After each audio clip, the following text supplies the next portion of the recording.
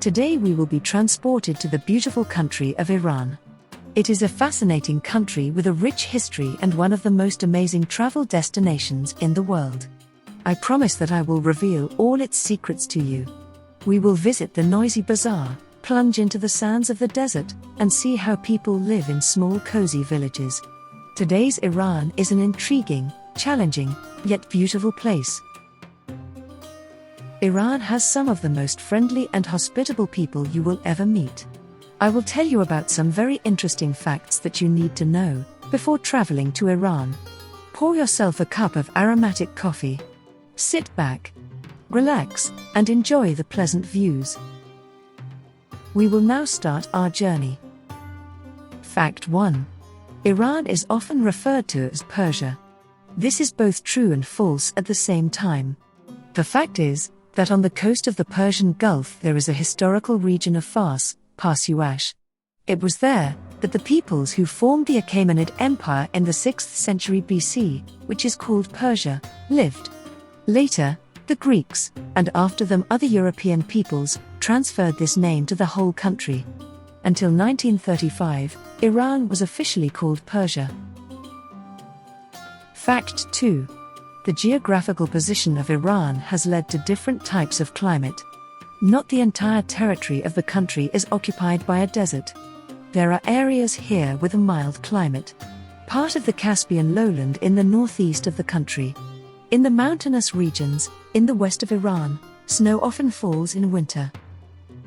Fact 3. The state religion of Iran is Shia Islam. Before the advent of Islam, the population of Iran professed Zoroastrianism, one of the world's oldest religions. It is based on the teachings of the prophets by Tama Zarathustra, on the performance of good deeds.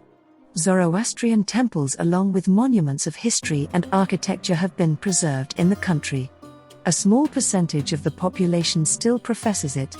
Followers of Zoroastrianism call themselves Parsis, not only in Iran, but also in some parts of India, Sri Lanka, and Pakistan. The Parsis are the descendants of the ancient Persian Zoroastrians. Fact 4. One of the oldest cities in the world, Yazd, is located in Iran. Its history spans over 5,000 years. The city is considered the spiritual center of Zoroastrianism. Zoroastrian villages, cemeteries and temples have been preserved in its vicinity. In addition to Yazd, the most visited and richest cities for sightseers are Tehran, Isfahan, and Shiraz. Here you can see both traditional Islamic architectural monuments and the mausoleums of famous Persian personalities, such as Omar Khayyam, in Shiraz. There are also monuments of ancient history on the territory of the country, the ruins of the ancient cities of Persepolis and Pasargada. Fact 5. All women in Iran, including foreigners, are required to adhere to certain dress codes. It is mandatory for all ladies to have their head and neck covered with a scarf. Clothing should cover the legs to the ankles and the arms to the wrists. An elongated tunic, blouse or jacket, should be worn on top, which covers the hips and buttocks. Below, a long wide skirt or trousers, with shoes covering the feet. The same rules apply to foreigners, but in a milder form. Open small areas of the neck or completely uncovered hair are allowed. The Iranians themselves often wear jeans and do not cover their faces at all, unlike, for example, Egypt or the United Arab Emirates. By the way, clothes do not have to be black. These dress codes for women apply to being in public places. Indoors, in a hotel room, in a taxi by agreement with the driver, in a house visiting Iranians with the permission of the owners, the headscarf can be removed. You can't forget to put on a scarf when leaving the room. If a tourist, leaving the hotel room, forgot to cover her head, the employees will politely remind her of this. Persian men, like foreigners, wear ordinary European clothes, unlike Arabs. But to appear in public places in shorts or with a naked torso is not allowed. For non-compliance with the norms in clothing, violators face a fine. Fact 6. The norms of behavior in this country prescribe not to express feelings in public, no kissing, no hugging, and not even holding hands. In Iran, it is not customary to touch a person of the opposite sex, even to shake hands as a sign of greeting and goodbye, or to extend a hand to a girl for help. Men talk to men, women talk to women. The streets of Iranian cities are clean. Throwing rubbish and cigarette butts is not accepted. Fact 7. It is safe to travel alone in Iran, even for girls. No one will stick around and grab your hands. If a girl is traveling accompanied by a man, then when communicating, Iranian men will first of all turn to him, even answering the girl's questions. There is hearsay that an unmarried couple cannot travel around Iran, they won't let them into the country, they won't be accommodated in a hotel together, and so on. This information is wrong. They do let you into the country, they will put you in a hotel in one room, and no one will ask unnecessary questions. No one will ask for a marriage certificate either. This statement applies to the Iranians themselves, as well as to an international couple with a citizen of the country. The entrance to mosques, mausoleums and other Islamic shrines in most cases is open to non-believers. Fact 8. Traveling in Iran is quite comfortable. The country has a well-developed rail and bus service. Iranian Airlines offers low-cost and convenient domestic flights. There is also a maritime connection between Iran and the countries of the Persian Gulf.